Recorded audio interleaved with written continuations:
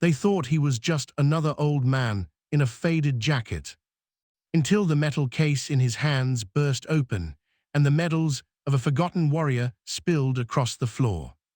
For 10 minutes, no one cared. But when 4 black SUVs rolled onto the tarmac and the Secretary of Defense walked straight toward him, everyone realized the truth. This wasn't just a traveler. This was a man who once carried a nation on his back. And today, the world finally saw him. Let's go to the story. He looked like just another old man in a faded bomber jacket, creased, worn, and softened by time. That's what everyone saw. But what they didn't see was everything he carried. The TSA agent noticed none of that. He just smirked when he saw the dented metal case in the old man's hand. Wait, before I continue, answer this in the comments. What would you do in this situation? Souvenirs don't count as carry-ons, the agent muttered, rolling his eyes.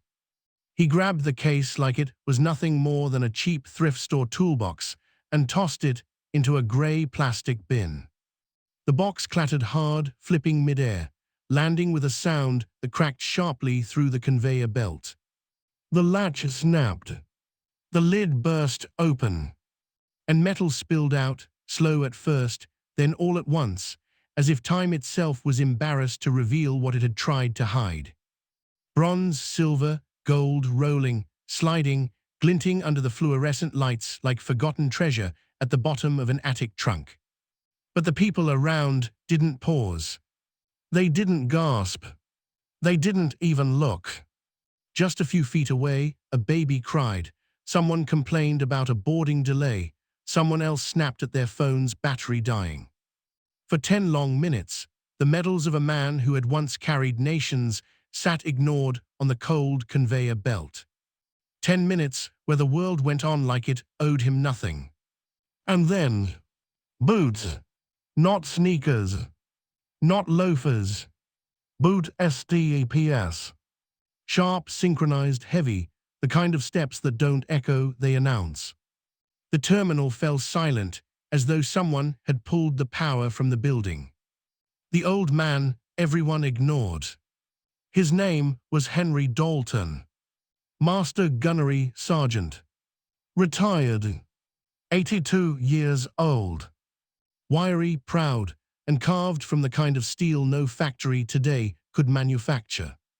He walked with a limp no cane could ever fix, a quiet reminder carved into bone from a place he never talked about. His hearing had faded over the decades, too many explosions, too many nights beside roaring engines, but he wore that loss like another uniform. One no one had asked him to take off. He stood patiently in line at TSA, his old bomber's jacket zipped halfway, his duffel slung over one shoulder, and the metal case, his legacy, held carefully in both hands. He wasn't traveling for leisure. He wasn't running from anything. He was heading to Washington, D.C., to Arlington, to speak at a memorial for men who no longer had voices. For once, the world wanted to hear the ones who survived. But before Henry even made it through security, life handed him another battle he never asked for. The TSA agent, Trent, young, wide-jawed, sunglasses too big for his ego, grabbed Henry's case again, flipping it upside down with all the grace of someone who had earned nothing and respected even less. Real viewers only. Comment yes or no. I want to see who's actually paying attention. What's this? Trent asked lazily.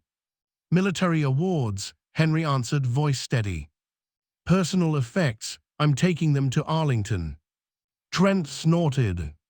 Yeah, can't do that.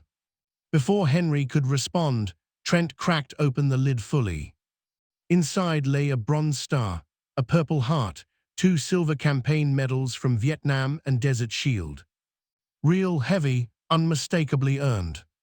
Trent lifted the case and dumped the contents into a plastic bin like spare change. One medal, a unit crest forged in Saigon, rolled off the belt, clinking across the floor until it tapped the shoe of a woman with a stroller. Henry bent down, with slow, painful precision. His knees cracked. His breath tightened.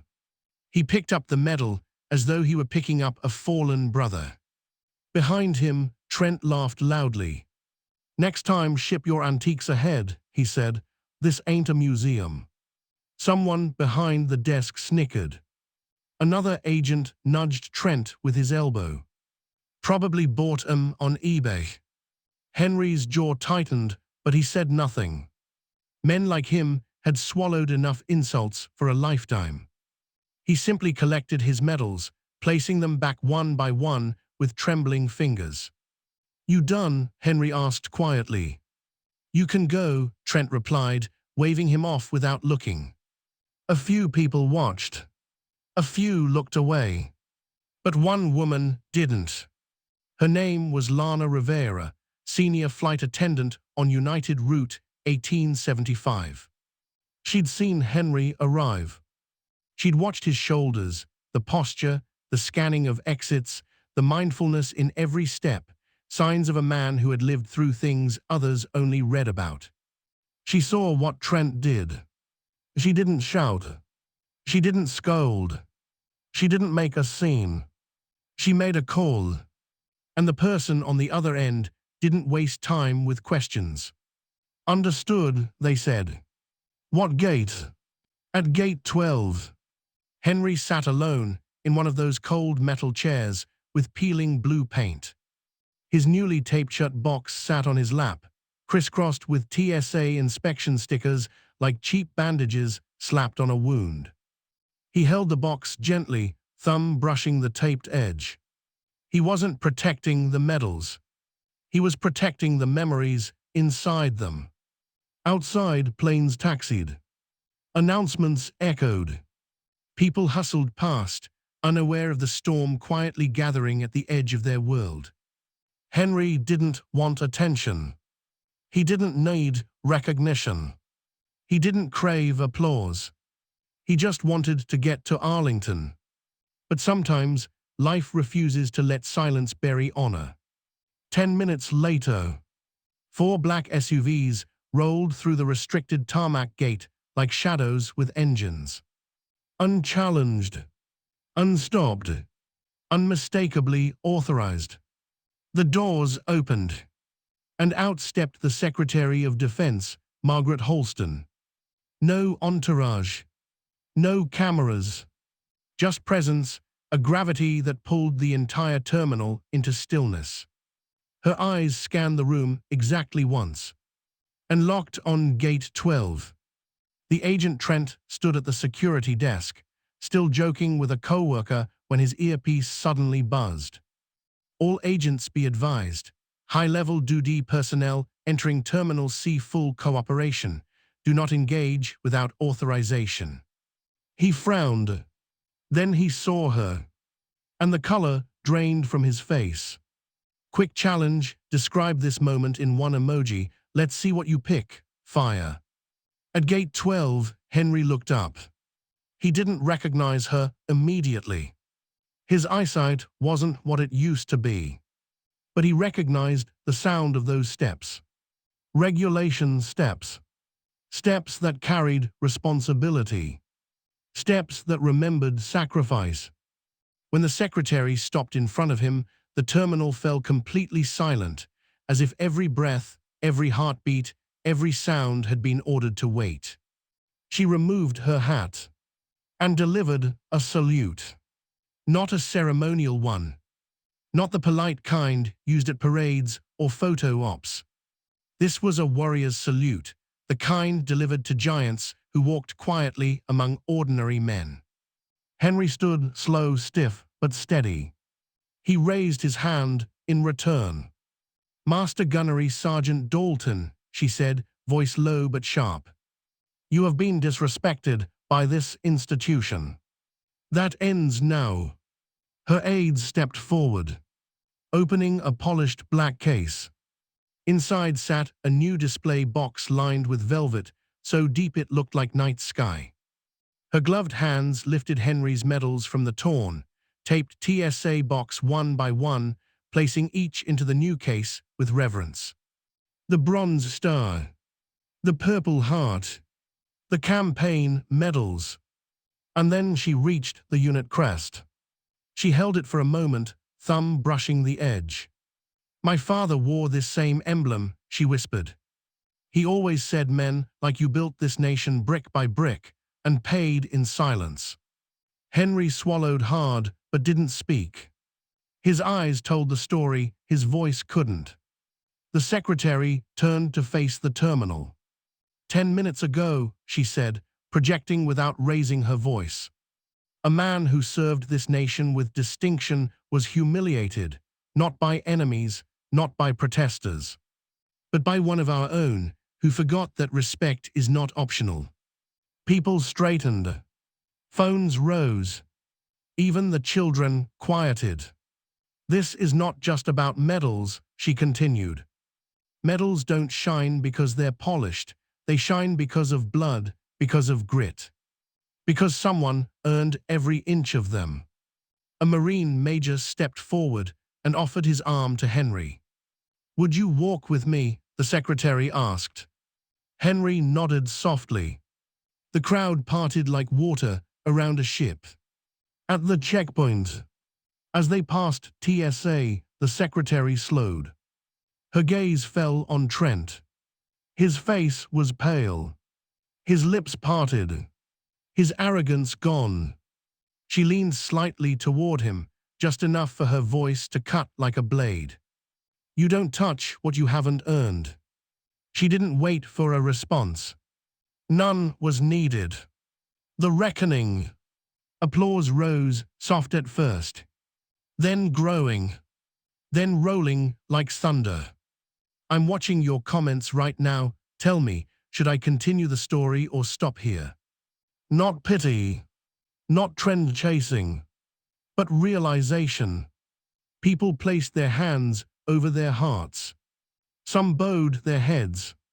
Some saluted. A little boy stepped forward.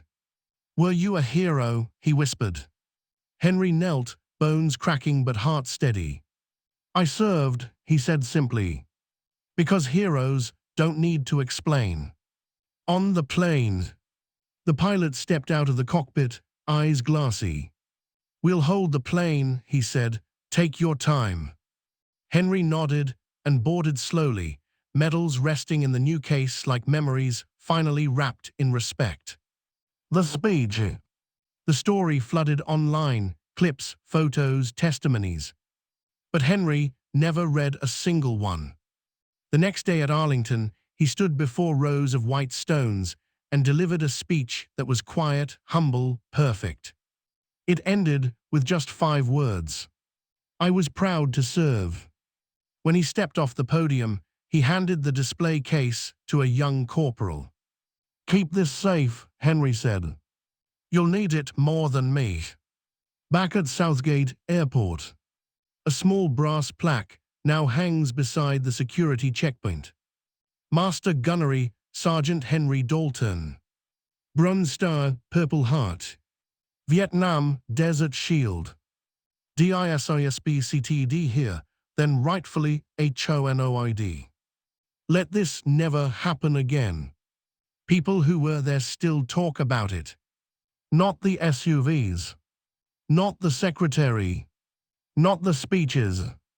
They talk about the moment a quiet old man picked up a medal from the floor, a medal holding memories too sacred to name, and how, for the first time in a long time, the world finally saw him. Not as a relic, not as a burden, but as what he always was. A soldier, a leader, a legacy in motion. And he lived to see it. Wait, right now in the comments. One word. What did this story just make you feel? G.O. I'm reading every single one. 1 second pause. Type ghost if you got chills. Type respect if you're standing a little taller today. Do it now. Let's flood this comment section with American pride. Your turn. Comment fast.